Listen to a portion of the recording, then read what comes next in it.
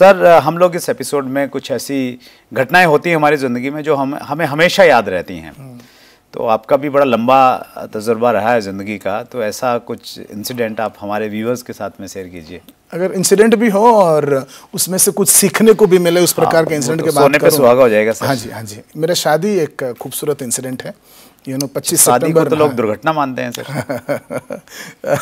ये या खूबसूरत दुर्घटना है। देखिए ये ना मर्दों वाली बात है। अच्छा। जब शादी दुर्घटना, लेडीज जब देखते हैं ना उसको ऐसा बोलना पड़ता है कि शादी सबसे खूबसूरत चीज है। अच्छा, हाँ जी, और बच्चों के सामने खास करके तो ये दोनों है सर। शादी एक लड्डू है। ये जो वीडियो है ये मैडम देखेंगे तो इसलिए बोल रहे हैं सर। आप ऐसे ही समझ लीजिए। अच्छा। राइट।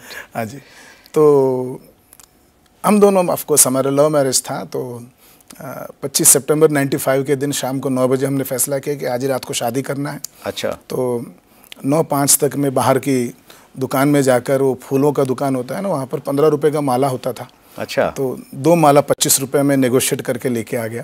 तो वहाँ भी सेल्समैन स्किल्स वहाँ पर सेल्समैन स्किल दिखाए। हाँ। और ब्लेड एक था हमारे ऑफिस के अंदर, छोटा सा भगवान का मूर्ति था। तो ब्लेड के सामने हमने वो हाथ को काटे और ऐसा पूरा फिल्मी स्टाइल में टीका लगा दिया। बोला तुम मेरी बीवी। अच्छा। और मैंने वो 15 रुपए का माला 25 के 2 जो थे, हाँ। मैंने उसके ऊपर, उसने मेरे ऊपर पहना दिया। हाँ। और तब हम दोनों ने मियाँ बीवी हो गए। ये हमारे शादी था। Great great great. और इसके पीछे भी एक बहुत महत्वपूर्ण बात है कि हमेशा शादी को ऐसा रखना चाहता था उस उम्र में। बहुत गरीब लोग हैं हम लोग। और मैं जिस बैकग्राउंड, मेरे पिताजी नौकरी छोड़ दी, उसके बाद बहुत करीबन 10-15 साल गरीबी देखना पड़ा। और मेरे पिताजी के सारा जो बचत था उन्होंने पूरा रख दिया था कि मेरी सिस्टर के शादी में खर्चा करें। तो सिस्टर की शादी एक्चुअली मेरे पिताजी के लिए बहुत बड़ा बोझ था जो उठा नहीं सकते थे। अपने आप को पूरा कुचल कर उठाला। तो मुझे था, ऐसा मन में था कि शादियों में खर्चा नहीं करना चाहिए। ऐसा नहीं कि जो खर्चा करते गलत कर रहे, मेरा मजबूरी था वो जमाने में। तो मैं ऐसा शादी करना चाहता था, एक मॉडल बनना चाहता था कि लोग ऐसा भी शादी करना स्टार्ट करें। तो पिक्चरों में इन्फ्लुएंस था। तो हमने बहुत अच्छा मैसेज दिया सर आपने। और जैसा प्रैक्टिकली आप ट्रेनिंग्स में करते हैं वैसा लाइफ में भी किया। Right sir. इसमें मैं भी सर कुछ कहना चाहता हूँ। देखिए आज हम बहुत सारे ऐसे लोगों को देखते हैं, स्पेशली जब हम रूरल एरियाज़ में जाते हैं। ऐसे बहुत सारे लोग हैं जिनकी कैपेसिटी नहीं है, फाइनेंशियली उतने स्ट्रॉन्ग नहीं है, लेकिन जब शादी की बात आती है तो ये देख के कि पड़ोसी ने शादी में क्या दिया था अपनी बेटी को, तो वो सर कर्ज ले लेते हैं। बिल्कुल। जमीन पहले से उनके पास में एग्रीकल्चर लैंड कम है, वो भी सेल कर देते हैं। बिल्कुल।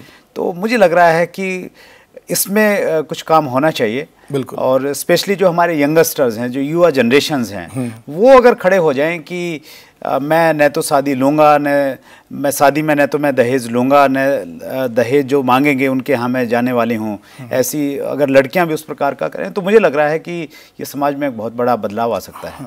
नहीं मतलब हर आदमी इस प्रकार, जैसा मैंने शादी किया, शादी कर सकता है, मगर क्यों नहीं करते हैं उसका एक वजह है, सोसाइटी मानती नहीं है। तो वो सोसाइटी से बाहर आना जरूरी है। Thank you so much. Thank you so much. Thank you. आपने यस सर, मजा आपसे बात करते हैं। जितनी आसानी से आप ट्रेनिंग में बात करते हैं सर, आपने आज बखूबी एक अलग तरह की शिक्षा दी है सर।